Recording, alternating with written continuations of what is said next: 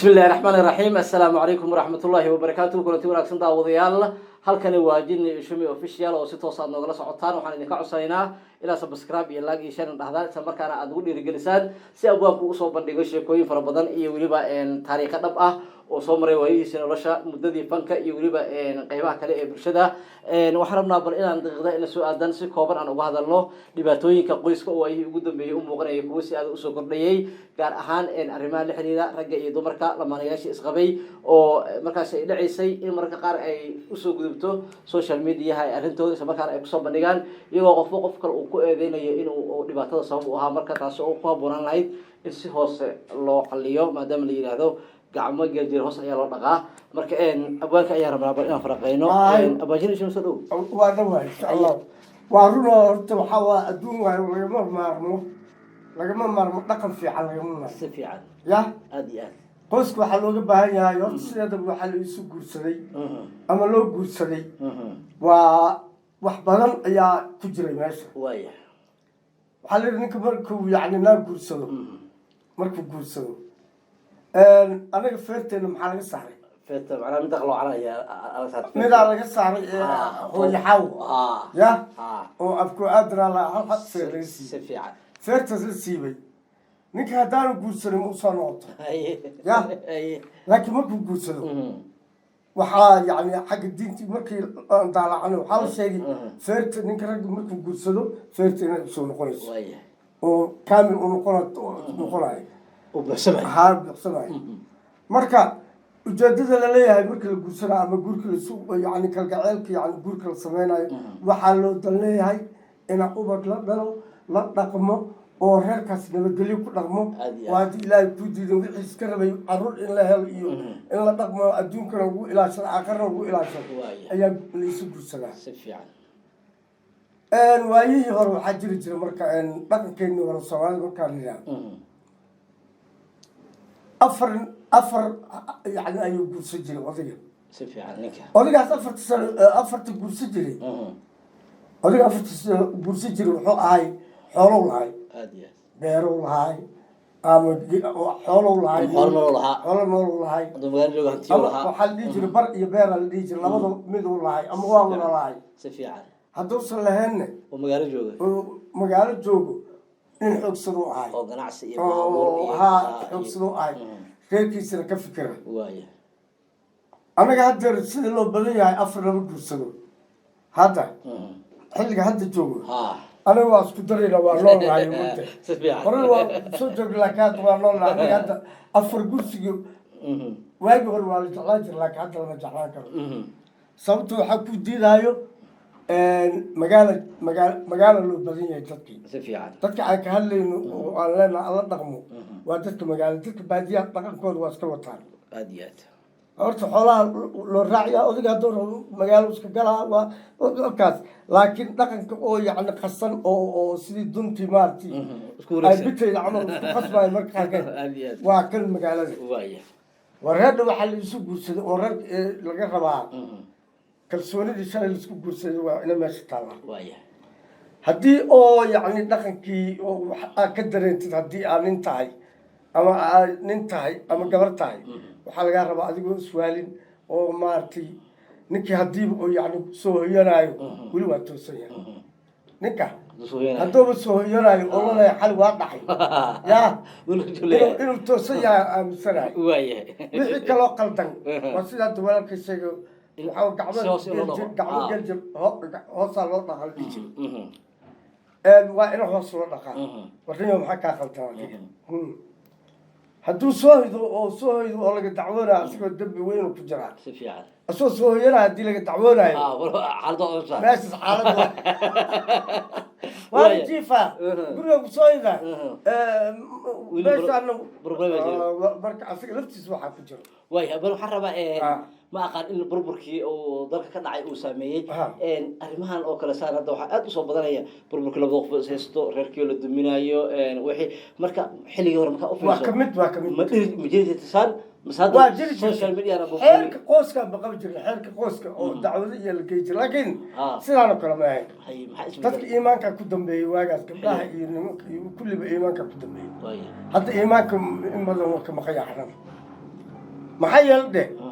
ninkiiba yacni waa wareersan yahay oo dawlad ma haysto shaqo fiican ma haysto haddii oo shaqeeyane maaragtay reerka kuma filna kan loo shaqaynaayane kuwii hore loo shaqayn jira waa ka xun yahay ya dhinac walba midkaan loo shaqaynaayo kuwii hore loo shaqayn jira waxaa haddaad shaqaysatid wixii lagugu talagalay joornaadka hadii lagu siiyo oo si fiican u shaqaysatid baraa waa lagu dari jira dhegeyso carruurta u qaada kuwaas waxay ugu tarimayaan aniga qaada carruurta u geyso ala dhihi jiro ninka oo booska ah waxau dhaqaaley jiray shaqaalaha kan hadda jiro shaqaalaha waaba shaqaale kalaa loo sii abuuri maya shaqaale kabaa loo abuuri ora iga fiirunaa iga fiir adoo shaqaynaayo waa maqaayada ka shaqaynaayo ama dukaan adoo shaqaynaayo maxaa gacanta intuu gelisa burkiyaan soo bixin naagtana waa cabir waa ku daba socmar maxaa adiga maba og markaa ninkaan ehel iyo walaalnimona waa loo keenay sidaas oo kale adiga ilaa adaan guwaardiyin waa marka dhaqanka hadda waxaa xumeeyey adduunka siduu u burburay ayaa dhaqanka soomaaliyeed u burburay ixtiraam ma jiro lasma ixtiraamaayo gabadha hadday rabto ninkiioo toosan ay warka dabageynay waa ku ogaa meesha u socotay ya taa u socda waa aliis alle ya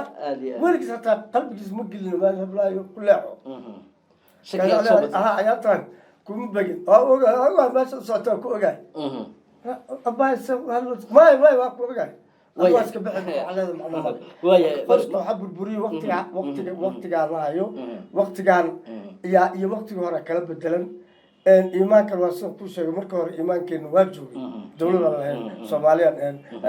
hadda soomaalinimadii aba laisku haystaaba yaa soomaaliya aba laisku haystaa waxaa jira tusaalahaan marka uu social media ay imaado kale dad badan baa marka ka falceliya arrimahaasi waxaa dhacaysa in ama ninkii la sabto ama gabadhi la sabto oo meeshii laga sii abuuro xasarad gale marka dawladda ilaag ay ku qaadan karaan laftigiisa waxaa saddexeedaankaa la jibiya ninka aad saddexoolaha waa ildaray waxaa simbir waxaa jiro dad aad moodayso inay wanaag ku wadaan oo adiga qaskaada u socdo kasoo qaad ama ehel ahaad hataa ehel hoose ahaado wuxuu ku leeyahay gabadhayaan waa idin heshiisiinayna gabadhayaan la hadla xalle muxuu kursad waa edab daran waa ogahay waa ku aqaana xumaantaas ninkaas inuu xun yahay anigu waa ogahay laakiin annagaa la hadlayno oo adiga isdeji kolba qof xun waa la ogyahay qof xun waaye annaga gabadhii way si kala qaadanay waa la isu kii keena ma ahano meesha la rabay in wanaag laga sameeyo war adiga saasa dhihin simbir aniga waa ku ogaa inaa gabadha adiga see waaye ma wanaagayga wada marka waxaa waaye saddexaalaha hadda jiro isaga laftiis waa de mid oo ujeedooyin badanaa iska jiri kara oo qas iyo qasaan qas inaan degin lagu rabo dad daacad in waa jiraan oo arrintaada galaya dadka daacadda waxaa sideedaba hortana waxay ku fiican tahay intaadan banaanka loo bixinin warka labadiina idinka dhexeeyo oo adiga gabadha idinka dhexe ama wiilkii gabadha ka dhexeeyo ina yacni tartiib la wada hadlo walaalkul gaceelkii darada isku guursanay makaa guuray maya maxaa waaye anta wejigaada ma fahmi aniga abaay barbalamka iska jir maayne aniga qufankaa jeclaa ma jirto adigoo le ay kula waa wixii dhihi jireen waay ragga waa u badan yahay wixii dhihi jireen le waay ama ahaan asigaa wuxuu leeyahay aniga ku ogahay inaad daacad iyahayn iblaayo iyadoo toosan gabadhii aad iyo aad saddexaalaha marka soo galaa reerka oo inuu heshiisiye rabo waa laga fiican yahay inaanu soo gelin saddexee labadiina isku daya haddii liskeeni waayo oo sheekada murugto waa ehel leeyahay ama dad walaal oo yaa jiro oo loo noqon karo oo kuwaas warkoodana in la ajiiba wanaagka doo jiro haddii kalene badanaaba hadda reer maba liska guursado oo meelaha liska qoodaara ya hadda badanaa waa jire waxaa yeelaysaa tartiibkiina si shalay isu ilqoodaarsadeen arrintiin ilqoodaariya oo dejiya oo haddii aa wada dhaqan waasiin salla wabaarak wanaag iyo kalsooni ku kala taga carruur hadday idin dhextaaline xaqa lagugu leeya wiilow iska gudo gabadhaas intii oo cudurda ka baxaysa iyo waxaas iyo guriga waa lagaa rabaa haddii oo yani oo calafka dhamaadane saasaaba lagu kala bax haddii kalene kalgacayl hadduu jiro iyo waa isku soo noqonaysa aad iyo aad waayahay inta ayaa aan jecelnahay inaan kusoo gabagabeyno qaybtan qaybo kale oo barnaamijyo ah oo sheekooyinka bulshada ka dhex taagan iyo waxyaabo kale oo aan idin sii qarinaya ilaahay inaad kala socon doontaan jinni ishumi official waxaan idinka codsanaynaa inaad subscribe iyo like dhahdaan sheerka wixii commentina aad naga soo bixisaan wixii tale aad nagu soo biirinaysaan idinkana ama aad isweydiinaysaan oo u baahantiin in abwaanka oo kasoo hadlana aad qaybta hoose inoogu reebtaan dhammaanteeda isku duuban waxaan idinku dhaafaynaa sidaa iyo nabadgelyo wasalaamu calaykum waraxmatullaahi wabarakaatu